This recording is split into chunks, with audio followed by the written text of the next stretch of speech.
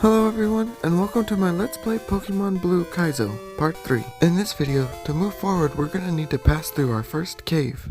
In between videos, I got some new Pokemon and trained them up to a higher level. I use a repel to help me not run into wild encounters, so that way we can walk through the cave without always running into wild Pokemon and slowing us down. Right at the beginning of the cave, we find a Firestone and TM12, which is the TM for Water Gun. Water Gun is a low power basic water type move. Our water type Pokemon already has a stronger move than this in Bubble Beam, as not only does it do more damage, but Bubble Beam can lower the opponent's speed as well. First trainer in this cave is someone we've pretty much already dealt with before. It's another bug type trainer, so all we have to do is get our Charmeleon out to burn him down again.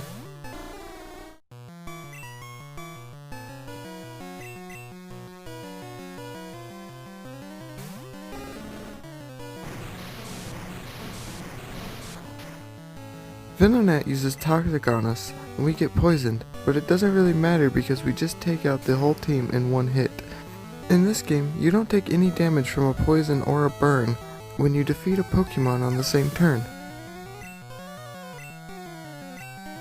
Nothing of interest happens in this battle with the trainer other than my Charmeleon growing to level 22.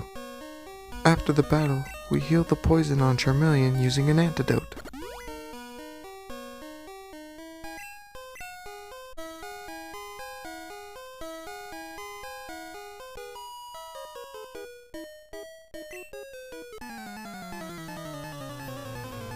Coming up on the second trainer battle in this cave, and even though she only has one Pokemon, this is actually going to be a pretty lengthy battle. This is because the AI is using a lot of super potions in this battle, which is making it really hard to take her out because it's fully healing her Pokemon when it gets close to being taken out. Here, we're going to get the chance to show off our new Pokemon Seal, which has a ton of reasons why I decided to make it my new Pokemon for Water and Ice type. The reason why it's good to have an Ice type on our team is because it's the only type that's going to be super effective against Dragon types, which can be very threatening if we run into a Dragonite into this game, which I'm sure there's going to be random trainers that have it, given how hard this game actually is. Also, right now our Seal's moveset is Aeroblast, Headbutt, Bubble Beam, and Rest. Other than Headbutt, this is a really good moveset. Rest will allow us to heal ourselves, but we'll fall asleep for 2 turns. Aeroblast is a strong Ice type move that can also lower the AI's attack power, making them do even less damage. Whereas Bubble Beam is a strong Water type move that can lower the AI speed. In this combination used together, you can use Bubble Beam to lower the AI's stats, and then lower their attack by repeatedly using Aeroblast, which also has a 10% chance to freeze, which is basically a death sentence in this game. The reason freeze is so strong is because the only way to break free of the freeze is either use an item or the other Pokemon uses a fire type move on you to melt the ice. So as long as you know this and never hit a frozen Pokemon with your fire type moves, then once they're frozen you basically won that battle. Headbutt is still an okay move because it can flinch and is pretty high damage. However, it's based on attack because it's normal type, whereas the other two are special type because they're water and ice type. And taking a look at Seal's stats, you can see that its special is way higher than any other stat that it has, whereas attack is actually the lowest stat that it has.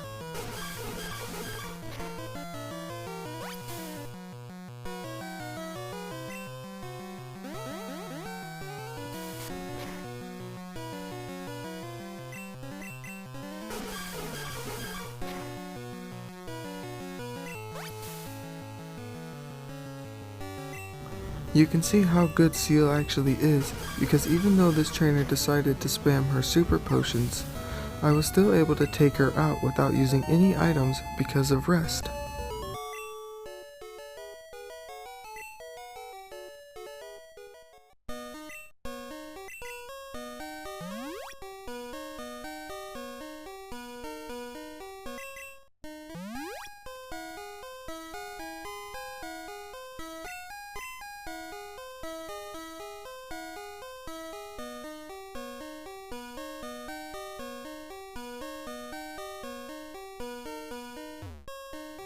Here we find a Water Stone.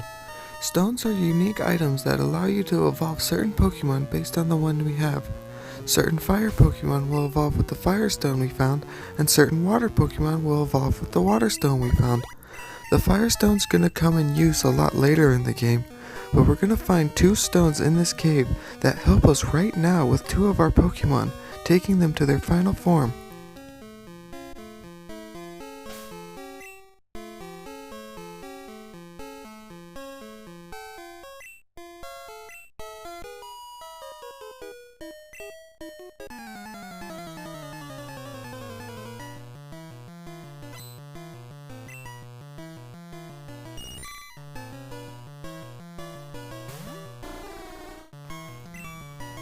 The first Pokemon that we're going up against is a Goldeen, which we could easily take out with our Gloom, but we decide to keep Seal in and just go for Headbutt because I want to get the XP on Seal.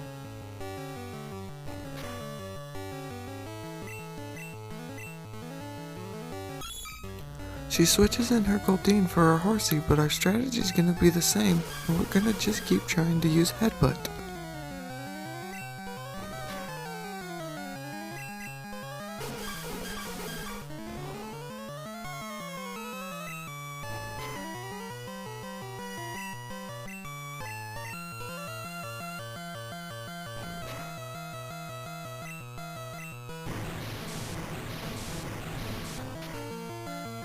Oh no, Horsey is toxic, but it's okay because Rest has the ability to remove status ailments from your Pokemon when you use it.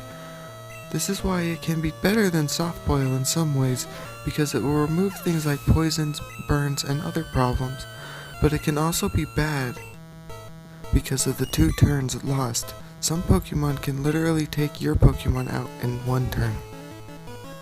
So they can switch to the other Pokemon that they need on the first turn you're asleep, and the second turn you're asleep, they'll be able to take out the Pokemon before you even wake up, making the rest completely wasted.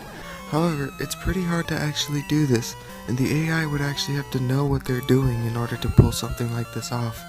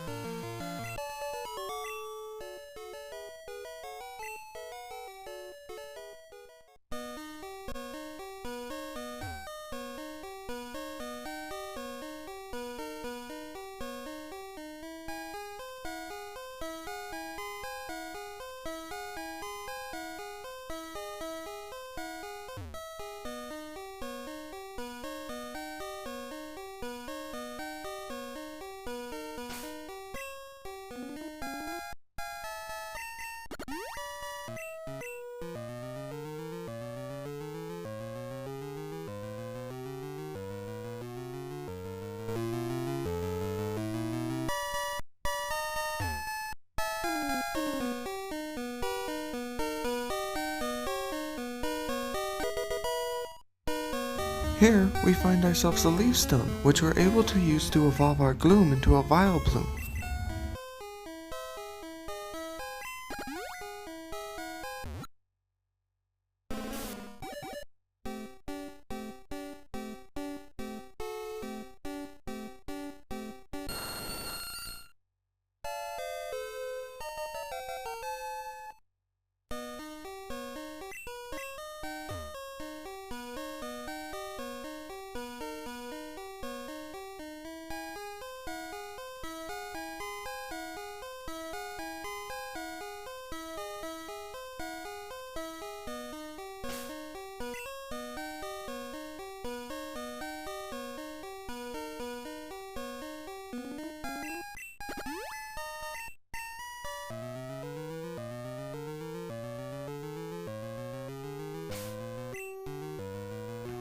I don't really have much to say in these sections because I'm just walking around trying to make it through the cave and using repels so that we don't run into wild Pokemon encounters.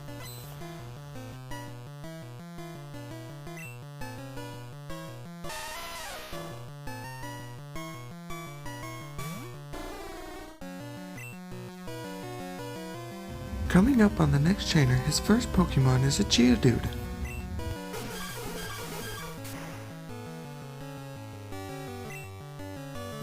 Because our seal is faster than Geodude, and we know Bubble Beam, Geodude being 4 times weak to water, we're able to take it out in one hit.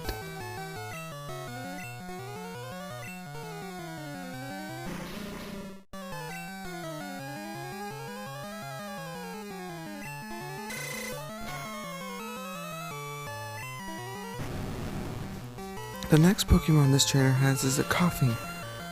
I decided to go for Aurora Beam on him, but it wouldn't really matter too much what I used because the Coughing used Explosion, which is a move that kills your own Pokemon, but also does a very high amount of damage, so it was able to take out my Seal too.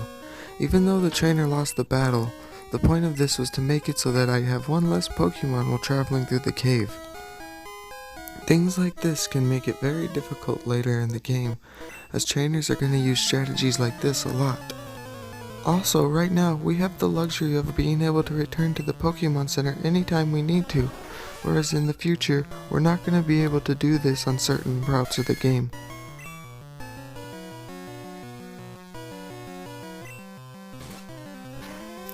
I had decided not to use Charmeleon for this bug trainer again because he has already reached such a high level compared to my other Pokemon, and Charmeleon's not going to be super helpful until the 3rd gym, whereas I need a strong grass type or something that's good against water typing for the 2nd gym.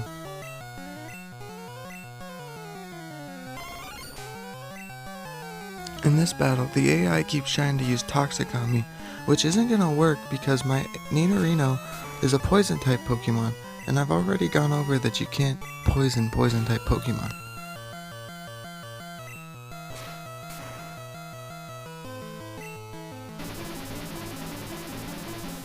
Here, the AI gets me with a super effective move, but it doesn't do much damage. This is where stats play a major role.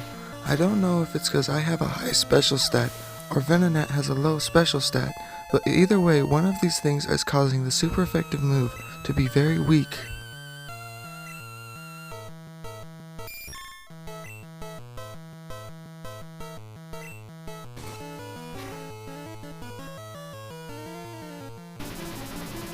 You can see right here that the same move coming from a different Pokemon who probably has a better special stat seemed to do even more damage than the last one.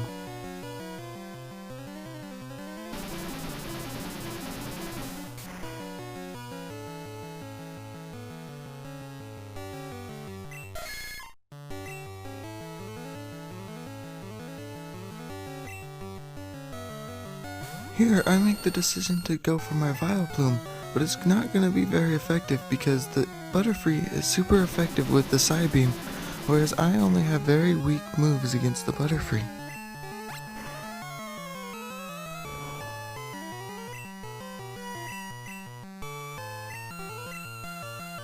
Here, I go for Machoke because I always seem to forget that fighting type Pokemon are weak against psychic Pokemon, and Butterfree bringing a psychic bug type Pokemon while also having a psychic move is not going to end well for Machoke.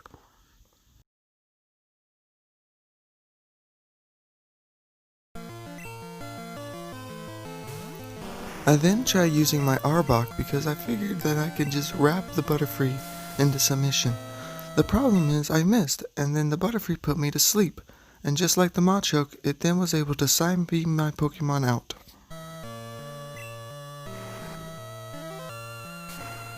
Now that I've lost more than half my team, I decided I'm just gonna have to finish this with Charmeleon and go heal up after the battle. This was an example of me trying to do something, but it not working out very well. I overthink things sometimes, and I thought that it would be better to try to train other Pokemon, but I didn't consider any types during this decisions, and that's why I ended up getting beaten so bad by that bug trainer. When I could have just sent Charmeleon out at the very beginning of the battle and immediately taken him out.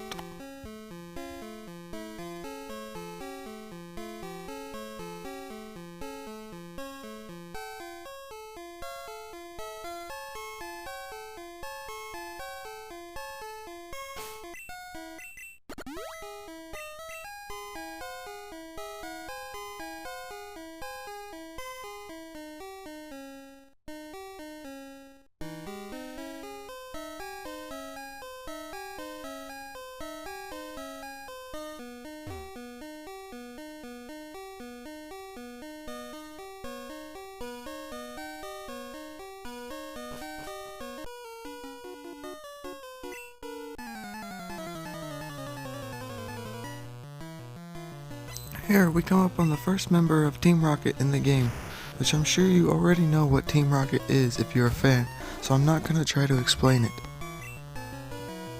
The first Pokemon we're up against is an Abra, but Abra usually doesn't have very many strong moves and also has an extremely low defense, so even though our Headbutt isn't super good, it's gonna do insane amounts of damage to that Abra.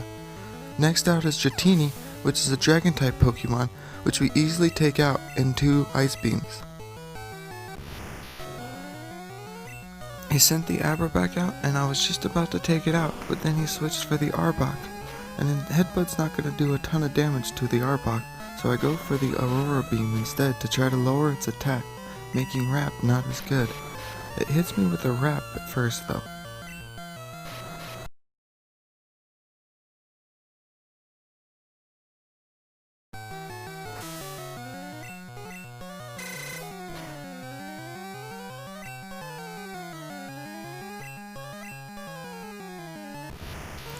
This trainer decided to switch back to the Abra when its Arbok got low health. This is when I realized that this trainer might end up being kinda glitched and keep switching because 2 of its Pokemon are on red health. I take advantage of my theory and use Rest to cure my paralysis and heal my Pokemon. And then I'm able to take out the rest of his team with a full health seal.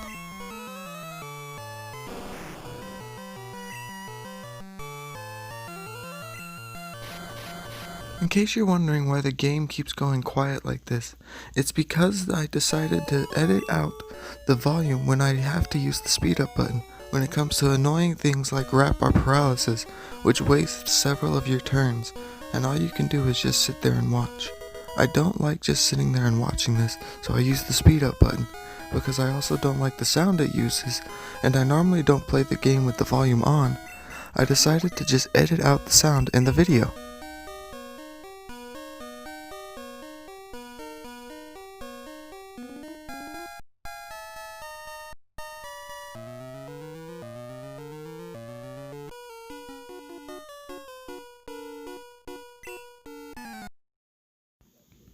This trainer's first Pokemon is a Drowsy. I'm not sure whether it would be better off using Aurora Beam, Bubble Beam, or Headbutt here, so I just decided to go for Aurora Beam, which doesn't do a ton of damage. I decided to try to go for Bubble Beam next, instead of Aurora Beam, but I'm confused. Luckily, I don't end up hitting myself though. I'm not sure why I thought Bubble Beam would be much better, because they're both special. And I think Drowsy has a very high special in this game. This is because I kind of felt like Headbutt was doing a little bit more damage than both of them. After getting paralyzed, my seal is no longer faster than the Drowsy, and I'm not able to use Rest, so I end up losing my seal. I then send out Nidorino. This is one of the many mistakes I commonly make when playing Pokemon. Even though it's all knowledge based, for some reason, my brain gets things confused really badly. Like I keep thinking Fighting type is super effective against Psychic type.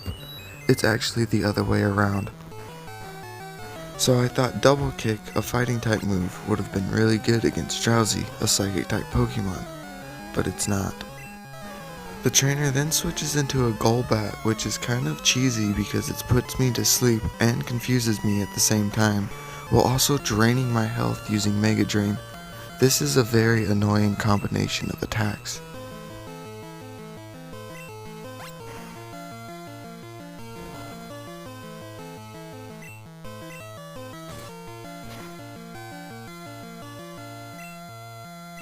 I kind of didn't think this trainer with Golbat was going to be that much of a problem, even after I saw it had Razor Wind, so I just started spamming my Pokemon out at it without thinking.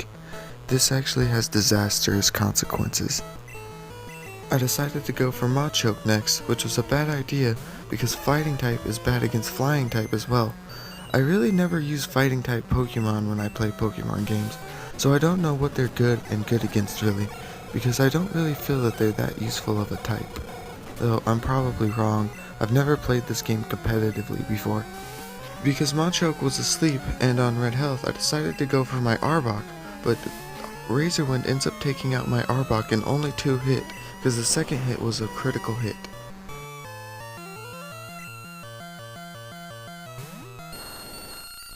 I then send out my Vileplume. And I'm just gonna say it here, it's okay if you laugh at me, because looking back at this footage, I was facepalming wondering what the hell I was thinking anyway. Flying Pokemon are also strong against Grass-type Pokemon. If I had realized that most of my team had such a weakness to Flying-type Pokemon, I would have just sent in Charmeleon at the very start of this battle.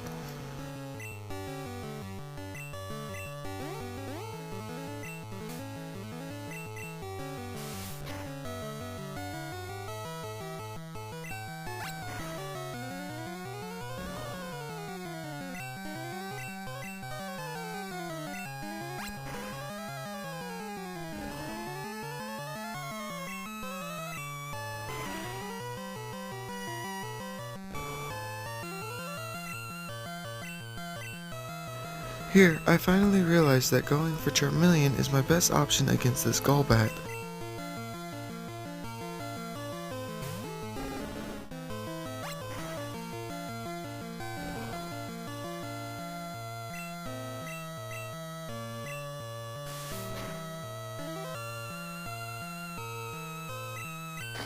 Razor Wind still does big damage to Charmeleon, and then we get confused too.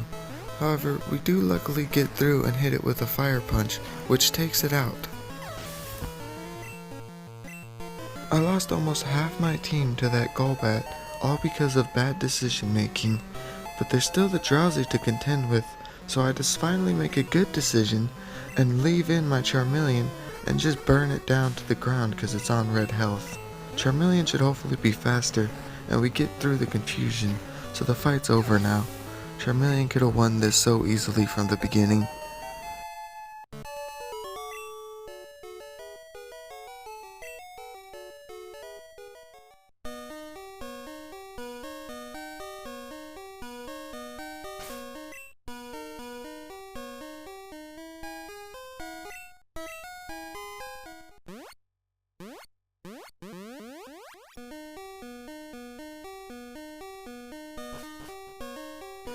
Because this cave is so long, I'm going to end the episode here in a minute, and we'll travel through the rest of the cave in the next episode. I hope you enjoyed. Please leave a like, comment, and subscribe down below.